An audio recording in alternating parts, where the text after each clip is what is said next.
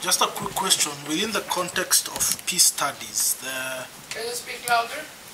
Yeah, within the context of peace studies, what is becoming very critical is the role of international institutions like the ICC, International Criminal Court, in enhancing a global parameter on what's shown on the role of ICC is that it enhances more on war reporting. So for me, the question would be, what is the role and the future of these international institutions in terms of conflict mitigation and conflict resolution? Well, ICC is a court where white people sit in judgment over black people. That's the reality. The white people are Europeans, the Americans are sort of withdrawing, and the black people are Africans. Roughly speaking, that's what it is about. And you can see all these white-wadded faces so worried about human rights and violence and things like that. And they come from countries that have perpetrated enormous amounts of those commodities. Why don't more countries come together and arraign George Bush 1, George Bush 2, and I would also say Obama into court? Here we have professional killers. Why don't you do that? Okay, I said very jail. Doesn't matter. What do we need in Israel-Palestine? We need countries that downgrade their diplomatic relations with Israel and upgrade the relation with Palestine. So I run around the world saying, would it be possible to think in terms of perhaps one day, given the situation, again thinking in terms of your country recognizing Palestine? And they say, but we don't know the borders. Sir, you have recognized Israel. Are you sure you know the borders of Israel? So you are already trained in recognizing a country that has never declared its borders. You have training. Why don't you apply this training to Palestine? In other words, there are things that can be done. It takes courage. Tanzania once had that courage, and the US hated it. You had Mexico. You had Chile having secret meetings, except for the CIA listening devices. You know where the CIA office for spying on the UN was located? In the Twin Towers. Where the CIA office for recruiting ambassadors for CIA? In the Twin Towers. They present it as it is some kind of pizzeria where people are having pizza and then are killed by eels. Okay, you have that going on. What happened to that Mexican ambassador? Do you know? He was shot on the street in Mexico City from behind by hired killers, organized by a certain building. You see the shape of it, my inner eyes. The CIA headquarters in Mexico. So this is a fight of life and death. It takes courage. That courage will come fairly soon. But it has to be collective, it has to be 10, 20 nations coming together. Not only one. Thank you, Johan. A very quick question. I don't know if I understood you correctly, but you said the most important means of media would be to target national and printed media. Did I understand you correctly? I didn't really elaborate it. You see, the national media have become the most important ones. Why is that? Because they are the spokes, vehicles of the nation states. But it would be different from a nation to a less... You see, so I should have continued that, and the continuation runs as follows. I find local media often much better. What? The local media often much better. When I'm in the US, there's always some local radio. It is an FM radio with limited range, 20 kilometers. But it happens to be in Berkeley, California. So it depends on which 20 kilometers. So it could be in Washington. And you find that guy liberated from the idea of keeping his friendship in the State Department and not being excluded at the next press conference, as unreliable. I find them quite often good. Now, global media. Well, as we already agree, BBC and CNN talk with an Anglo-American accent. So it changes a little bit. Now many of them walk from one to the other and occasionally to Al Jazeera too, so they modify the accent a little bit and have a sort of general Arabized English when they are in their Al Jazeera mode. Fine, good. Al Jazeera is the one that comes closest in the world. At a recent conference on public diplomacy in Beijing, I proposed that China does the same. That China has a global channel, could be run from Hong Kong, not to give only the Chinese point of view, but inspired by Al Jazeera. Was that the resonance was enormous. So if one day that happens, you just know the previous. I actually think it did. We have a Chinese channel with Chinese people speaking in Arabic that we get, and it basically really reflects Chinese news and everything that...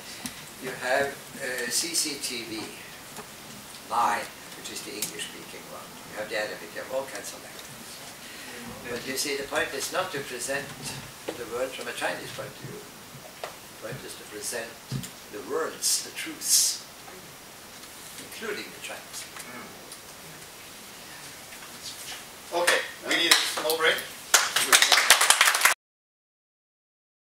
DPT stands for diagnosis, prognosis, therapy. So let's be systematic about it.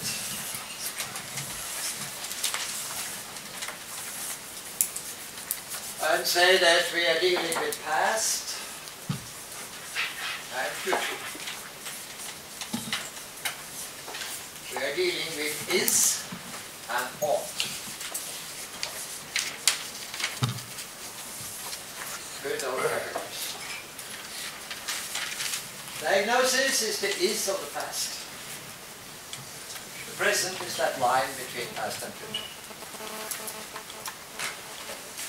Diagnosis is based on data. And only the past can produce data. In traditional Western science, the past talks with a loud voice. And that's entirely intended. Prognosis is the is of the future. It's also called forecasting, fremskriving, trends.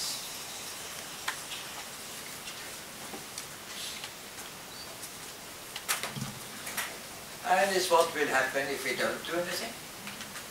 And if we do something. Therapy is the ought of the future.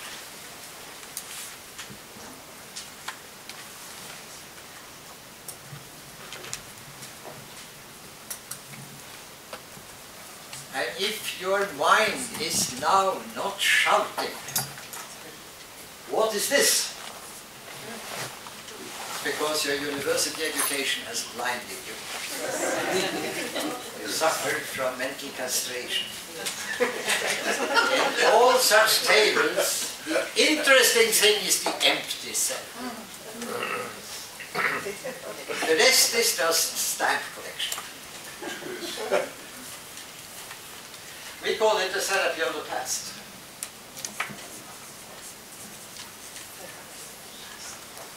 And it's a typical mediation question, which I use very often. When did this go wrong, and what could have been done at that time? What have we written there?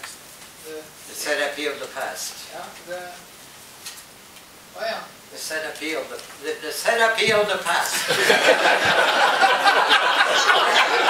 Got it?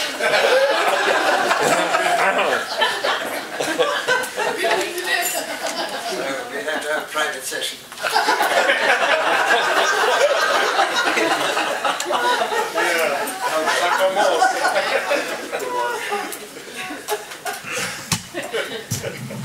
It's quite evident that when I was a little child, I listened to the dinner conversation organization by my father, the physician, and my mother, the former nurse, and daughter of the director of health in Norway. So when I started constructing peace studies, my model was medical science. I think that was a good model. It has its problems, and peace studies has almost exactly the same problems. So, let us now look at some cases. And the DPT is an underlying scheme that I would claim is very useful for peace journalism. So that's the linkage between these two before lunch sessions. And let me start with Afghanistan. And I can now pick anything, and I have been fairly well into 140 conflicts. And the book about the first 100 will come later on today. So let's take Afghanistan. So we start with diagnosis. And the diagnosis is conflict analysis. Now, I'm not saying you cannot do other things in addition. I'm just saying that this is both absolutely necessary and may become close to sufficient. Let's see. I had too much small salmon, so.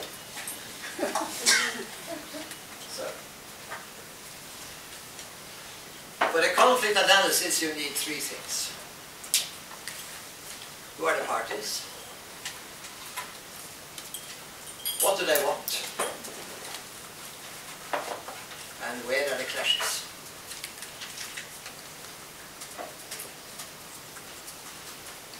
So we start with the US. What do you want? When they know to distinguish between text, subtext, deep text, supertext, context, and pretext. Text, subtext. That's the secret one. The deep text is the one written in the deep structure and culture. And the supertext is the one that comes from above, but above is United States, so they don't have any supertext. Norway has a supertext. We're in Afghanistan because the United States told us to do so. End of analysis. The context is, of course, very big.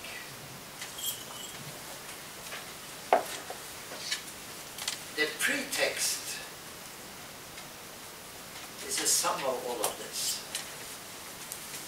And out of that you extract something that is put on the market as your propaganda.